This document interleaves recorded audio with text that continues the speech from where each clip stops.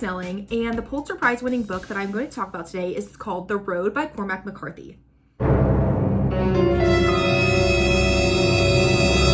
Now, The Road is set in this post-apocalyptic world where everything has been completely destroyed and turned into rubble and ash. There is so much ash that even the sun does not come out anymore because it's just covered in it. However, the cause to this destruction and this rubble and this ash is never named. They never say what exactly caused it to destroy the world. Most people died in this disaster, however, but there are a few people who survived, and they are forced to create their own humanities.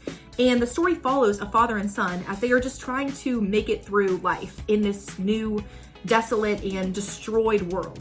Most people have joined these cannibalistic cults because there simply is not enough food to go around. Most livestock and animals have just died in this disaster. Now, the father and son are forced to travel upon this road. They're trying to find safety, and they're trying to get away from all these evil people that are trying to attack them and eat them. The only thing they have on them is a gun and a shopping cart, and they starve a lot. They starve, they are subject to the elements. There are a lot of troubles that they go through trying to find this better life or these better people that they're not even sure if it exists. Now, because of the devastation, there's obviously not much supplies left. So the father and son, they have trouble finding food. They have trouble finding pretty much anything they need to live. It's very hard for them to come across. They encounter different people along the road, some good and some very bad people.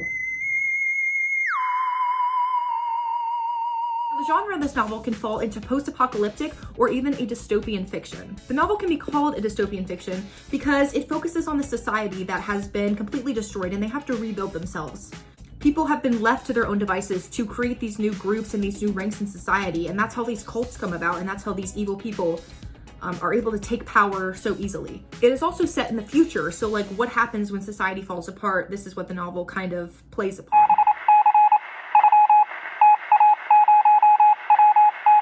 Now, McCarthy chooses to write the novel in a third-person limited perspective where he only reveals the thoughts and feelings of the father, but not the son. Most of the story he tells minimalistically, so he doesn't go into too much detail, but when he tells the imagery, that's when he really wants you to picture like the setting and the people and the feelings. He really goes into detail when it's talking about imagery and when he's describing something that he really wants the reader to understand and be able to picture very vividly for themselves. He also writes symbolically and creates a lot of symbols that the reader can easily pick up on through how he chooses to display them. Now, the novel only really has two main characters, and this is the father and the boy.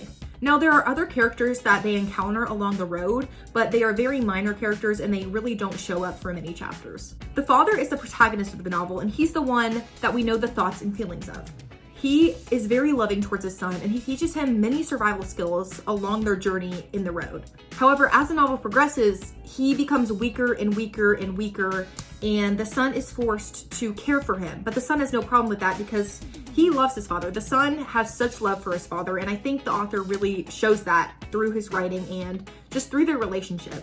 Now, the son of the boy is only 10 years old, and he was born shortly after the disaster happened.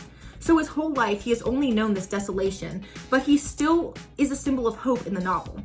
He loves his father deeply, and he's also very moral. He helps his father guide himself on what's the best option and what's the most moral option that they can choose along their journey. Now, there are many different big ideas in the story, but the main ones are family, hope, love, and survival. Now, the family is really shown through the father and the son as they are really the only main characters, and they have such a strong love and bond for each other, and they are always caring for each other. Hope is also a really big idea because in order for them to continue their journey, they have to have a hope that something is waiting for them at the end of the road, something better and something that is going to help them survive easier. And that's why they do their journey, because they're trying to find this great thing at the end of their journey. They need this hope to push through every single day, because every single day it is so hard for them just to find food, just to find the energy to keep going. This can also play on survival. Every single day they have to literally give everything they have just so they can continue living one more day, and they have to survive day by day because it is very hard out there.